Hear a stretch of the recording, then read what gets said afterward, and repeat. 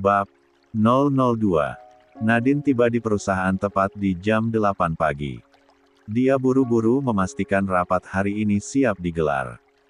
Jangan lupa, rapat 3 bulanan perusahaan mereka jadi diundur jadi hari ini. Meskipun kemarin Nadine sudah mengatakan bahwa dia tidak mau mengerjakan pekerjaan apapun dan, bahkan sudah resmi di dalam surat perjanjian mereka, tapi hari ini semuanya bergerak otomatis begitu saja. Sudah jadi kebiasaan baginya untuk menyiapkan segala urusan untuk sang tuan. Loh, kenapa aku masih repot? Harusnya aku santai saja. Batin Nadine. Bibirnya mengerucut, membodohi diri sendiri yang telah lalai. Minuman untuk Tuan Rizal ganti yang dingin, ucap Nadine pada salah satu sekretaris bagian kepala revisi. Baik Bu. Setelahnya Nadine keluar dari ruang rapat itu, rapat akan diadakan jam 9.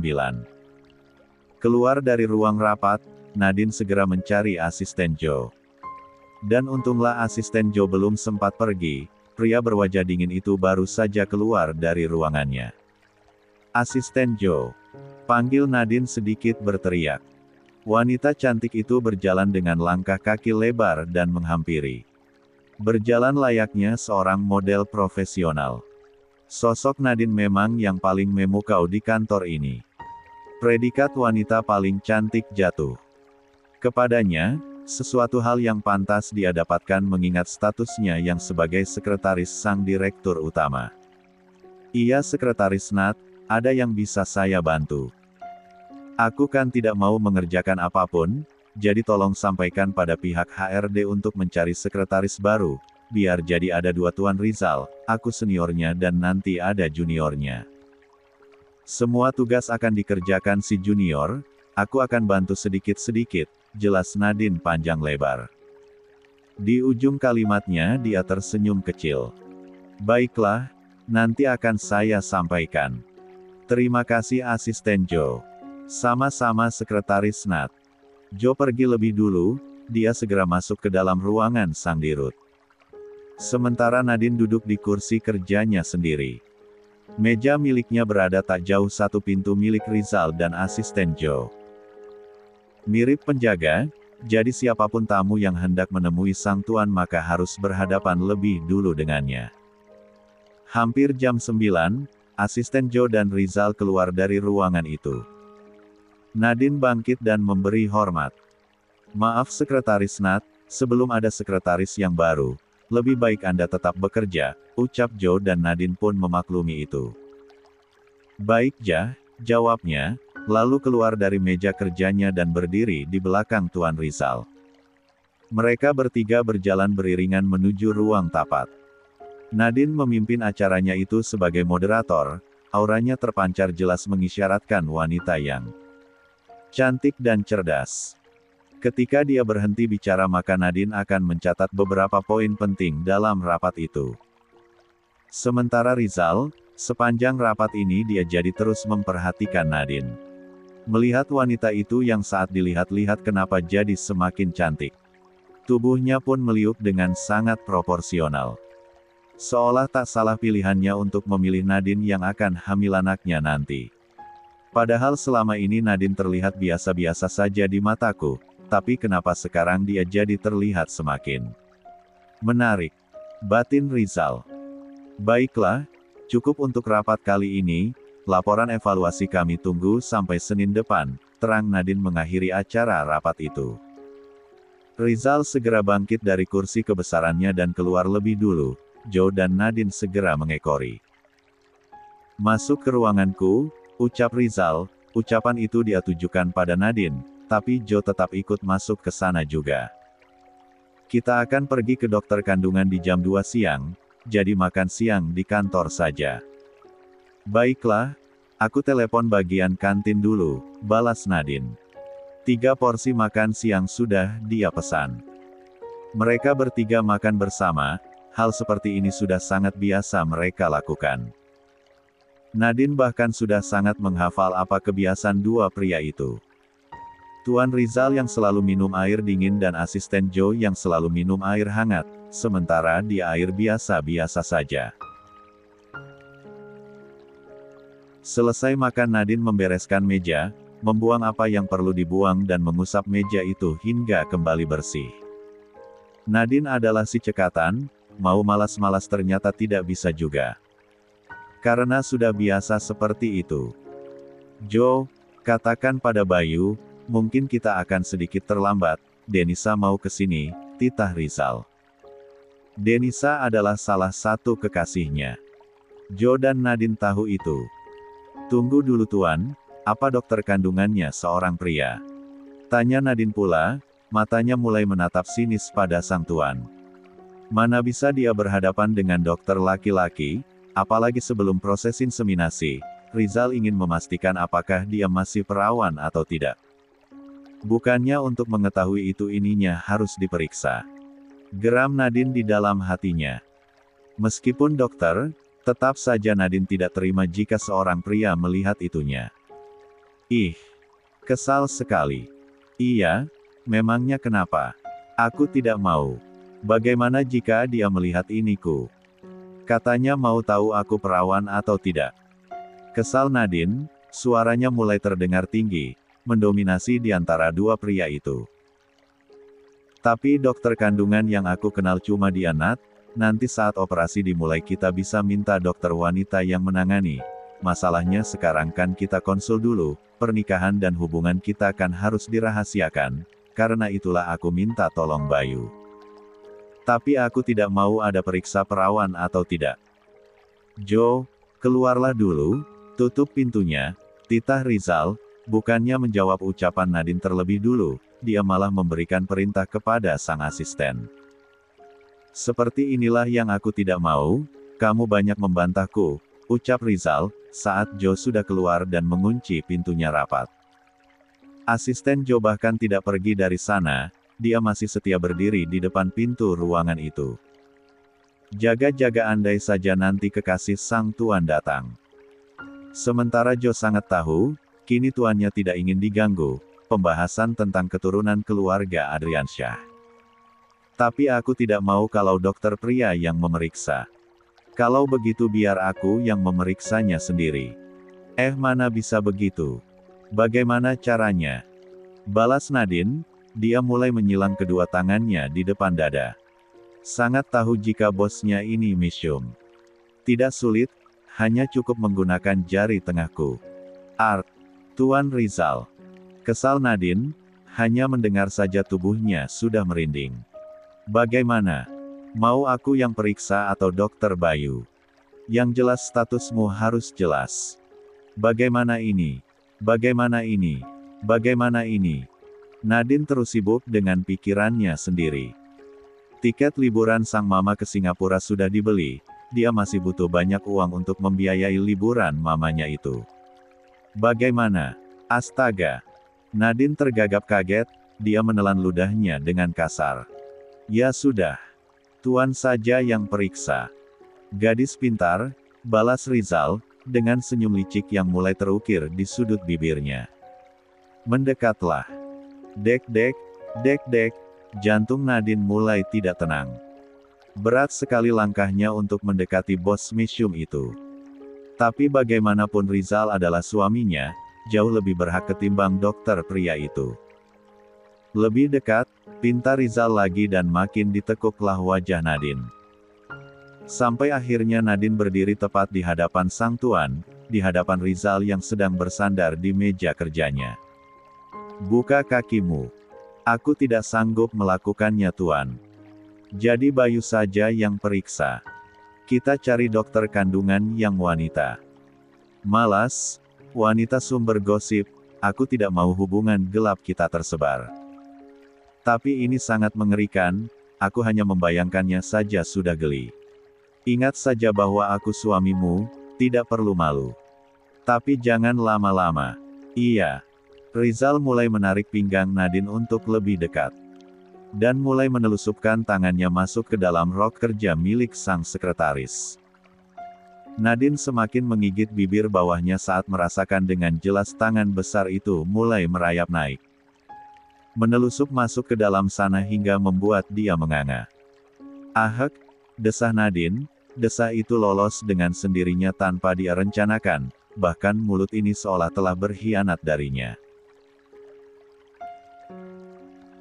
Dan saat itu Rizal merasakan basah dan sempit sekaligus. Sekali merasakannya dia tahu Nadine belum terjamah siapapun. Sudah belum. Rengek Nadine, dia tak kuasa berlama-lama dalam keadaan seperti ini. Nadine bahkan mulai mencengkram pundak Rizal dengan sendirinya.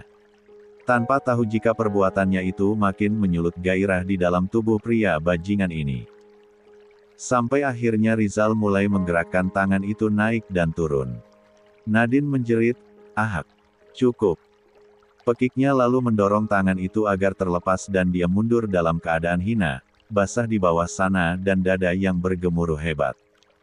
Tangan Rizal kaku. "Hais, kenapa malah bermain-main?" Kesal Nadine. "Pokoknya sudah deal aku perawan. Titik." Setelah itu Nadine segera keluar dari ruangan, tapi usahanya yang pertama gagal karena pintu terkunci dari luar. Asisten Joe. "Buka pintunya." Joe pun membuka pintu itu. Menatap Nadine yang nampak kesal. "Apa lihat-lihat?" Kesal Nadine pula. Joe tidak tahu apa-apa, tapi dia ikut kena getahnya. Di dalam sana Rizal menatap takjub pada jari tengahnya sendiri. Karena pada akhirnya jari itu merasakan sensasi perawan. "Sial, aku jadi ingin menggunakannya dengan Johnny." Rutuk Rizal. Dia mengusap kepalanya frustasi. Makin frustasi saat melihat Denisa masuk ke ruangan ini. Karena sekarang wanita itu sedikit pun tidak terlihat menarik di matanya. Segala fantasinya kini hanya tertuju pada Nadine. "Zal, kamu kenapa?" tanya Denisa. Tiap kali bicara dengan Rizal dia selalu bicara dengan huruf terakhir H, sengaja biar seksi pikirnya. "Jangan mendekat padaku Sa, pikiranku sedang kacau. Berbagilah padaku, aku mau kau jadi sandaran kamu," balas Denisa. Dia tetap mendekati Rizal, mengambil posisi Nadine tadi. "Minggir. Kenapa Ren? Jangan sekarang. Jadi aku harus pergi." "Iya. Nanti malam aku ke apartemenmu ya." "Pergilah." Iya." Wajah Denisa mulai masam. Mau tidak mau akhirnya dia keluar dari ruangan itu, tanpa ada adegan desah-mendesah. Denisa berniat bertanya dengan Nadine ada apa. Karena tidak biasanya Rizal begini. "Nat, apa yang sebenarnya terjadi dengan tuanmu?" Katanya pikirannya sedang kacau. "Maaf Nona, aku tidak tahu, pekerjaanku hanya tentang dokumen, bukan menerawang pikiran beliau." "His." Kesal Denisa, tuan dan sekretarisnya sama saja, sama-sama menyebalkan. "Ayo pergi," ajak Rizal pada Nadine. Dia keluar dari ruangannya sendiri sekitar 10 menit setelah Denisa pergi dan sekarang adalah jadwal mereka untuk pergi ke dokter kandungan. "Iya." Asisten Joe tidak diajak. "Tidak usah, untuk apa dia ikut? Mau periksa kandungan juga?" "Ya bukan begitu, kalau asisten Joe tidak ikut siapa yang bawa mobil?" "Aku yang setir." "Tidak ah." Tuan Rizal beloknya kasar, lebih baik ajak asisten Joe. Rizal menahan diri untuk tidak kembali menjawab, dia membuang nafasnya dengan kasar. Rizal memang suka ugal-ugalan jika membawa mobil, tidak seperti asisten Joe yang sangat hati-hati. Beberapa detik diam, Rizal akhirnya setuju juga dengan apa yang diucapkan oleh Nadine. Ada baiknya Joe ikut agar dia tidak begitu mengingat sempitnya lubang milik Nadine. Lubang yang bahkan hingga kini masih membuat jarinya bergetar, ingin mengobrak-abrik di dalam sana. "Ya sudah sana panggil Joe."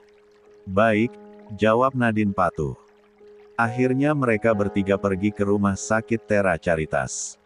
Nadine duduk di depan, di samping Joe yang mengemudi. Sementara Rizal duduk sendirian di belakang. Posisi seperti ini adalah posisi mereka bertiga selama ini. Tidak berubah meski Nadine sudah jadi istri rahasia sang bos. "Asisten Joe, apa sudah ada kabar dari pihak HRD?" "Tentang sekretaris baru itu," ucap Nadine, bicara di sela-sela mobil yang sudah melaju. Sudah Sekretaris Nat, besok pagi ada calon sekretaris baru yang akan menemui Anda, setelahnya Andalah yang akan pilih mau ambil yang mana, laki-laki atau perempuan. Perempuan semua, Sekretaris Nat, kenapa? Kamu mau laki-laki? Rizal menyelip di antara pembicaraan mereka berdua. Maunya sih begitu. Kenapa? Aku malas kalau perempuan, pasti dia berniat menggoda Tuan. Oh iya benar juga, cuma kamu sekretaris yang tidak tertarik padaku. Ganti saja Joe, pilih yang pria. Baik Tuan, nanti setelah tiba di rumah sakit saya akan hubungi pihak HRD. Biar aku saja yang hubungi sekarang, ya. Balas Nadine pula. Dan asisten Joe hanya mengangguk. Perjalanan itu pun terus berlangsung sampai akhirnya mereka semua tiba di rumah sakit. Langsung masuk ke dalam ruangan Dokter Bayu karena sebelumnya mereka sudah membuat janji temu. Di dalam ruangan itu ternyata bukan hanya Anda Dokter Bayu saja, tapi juga ada seorang wanita cantik yang menggunakan baju bidan mendampingi dokter itu. Tenang saja, dia adalah orang kepercayaanku, terang Bayu saat Rizal menatap penuh tanya kenapa ada orang lain di dalam ruangan ini selain mereka bertiga.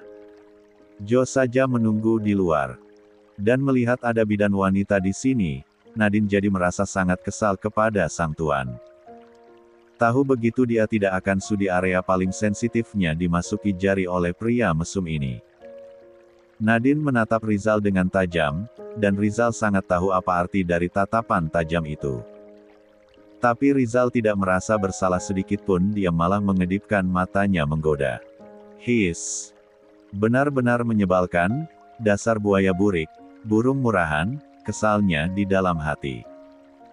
Tapi semua kekesalan itu tidak akan pernah bisa dia lontarkan dengan kata-kata. Menyebalkan. Siapa nama Anda Nona? Nadine, Dok. Cantik, sama seperti orangnya. Terima kasih, jawab Nadine dengan bibirnya yang tersenyum manis, dia bahkan menundukkan kepalanya kecil sebagai sapaan hormat. Hei, kita ini mau melakukan pemeriksaan kesehatan bukannya kenal-kenalan, ketus Rizal. Bayu tertawa, sementara Nadine tidak memberikan reaksi apapun. Sebelumnya Bayu menjelaskan dengan sangat rinci tentang proses inseminasi buatan yang akan dijalani oleh Rizal dan Nadine. Agar keduanya kembali paham dengan apa yang akan mereka usahakan saat ini. Prosedur yang pertama adalah pemeriksaan kesehatan secara menyeluruh, utamanya adalah tes kesuburan, pemeriksaan tuba falopi dan kadar hormon.